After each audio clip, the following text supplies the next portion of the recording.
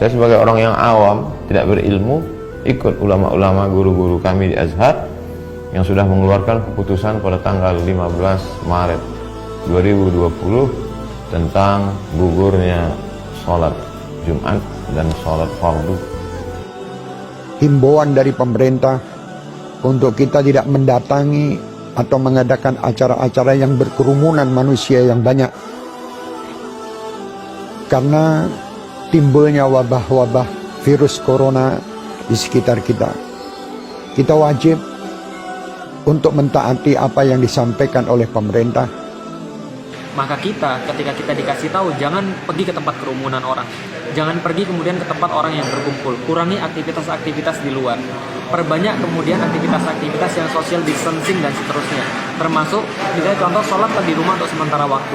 Berarti kita sedang pergi dari satu keputusan hukum kepada keputusan hukum yang lain, yang insya Allah sama-sama halal. Menyimak begitu banyak polemik tentang sholat di rumah, AA, pimpinan Darut Tauhid dan seluruh jajaran Darut Tauhid memutuskan untuk sepenuhnya mengikuti fatwa Majelis Ulama Indonesia.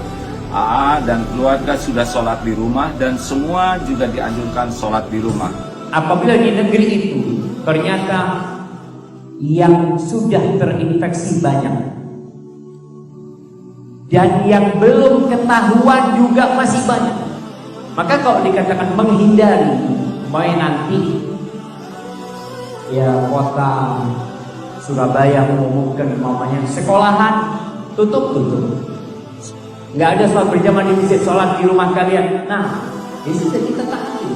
Yang ingin saya sampaikan pada kesempatan kali ini, amanah dari Imam Besar Sayyidil Walid Al-Habib Muhammad Rizik bin Hussein bin Syihab.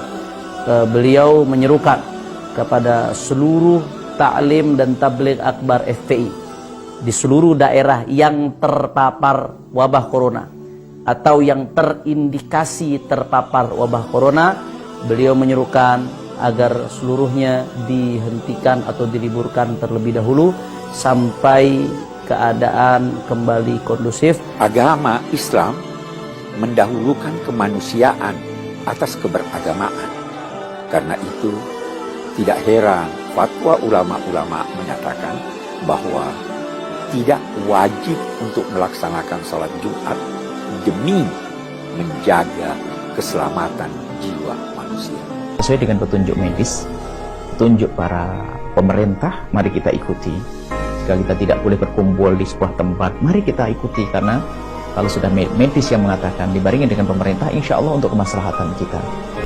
Jangan lagi mengadakan kumpul-kumpul untuk sholat berjamaah di masjid maupun sholat Jumat, karena penyebaran virus COVID-19, virus corona itu tidak kebanyakan kasus orang yang mengidap virus corona tidak menunjukkan gejala apapun.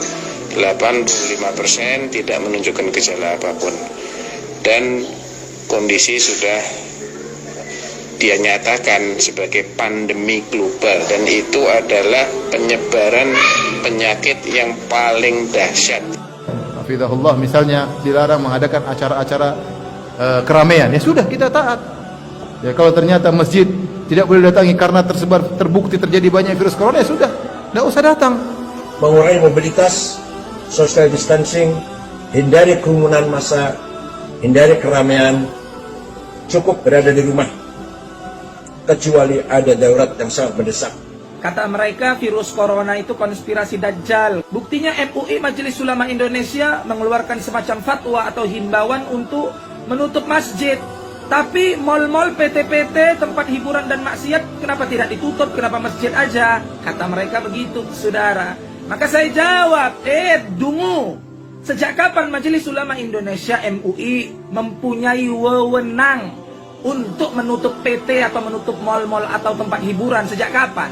Kau suruh yang punya PT, yang punya mal itu menutup mal mereka dan menutup PT-PT mereka. Dalam keadaan darurat dan semua orang memandangnya darurat, sejalan juga dengan protokol dari pemerintah, maka ibadah sholat itu dapat dilakukan di rumah masing-masing.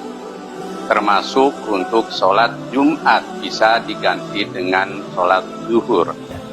Dan saya juga menghimbau kepada pemuka-pemuka di agama lain, saudara-saudariku sebangsa dan setanah air, ya, agar sama-sama kita bersinergi menyampaikan kepada umatnya, menyampaikan kepada masyarakat juga di bawah binaan dan bimbingannya, agar senantiasa bisa menjaga diri, kesehatan sesuai dengan instruksi yang kita dapati, dan bisa menyatukan kita dalam suasana kebangsaan yang utuh, baik, dan semoga Allah membebaskan kita dari wabah COVID-19 ini dan memberikan hikmah-hikmah terbaik kepada kita.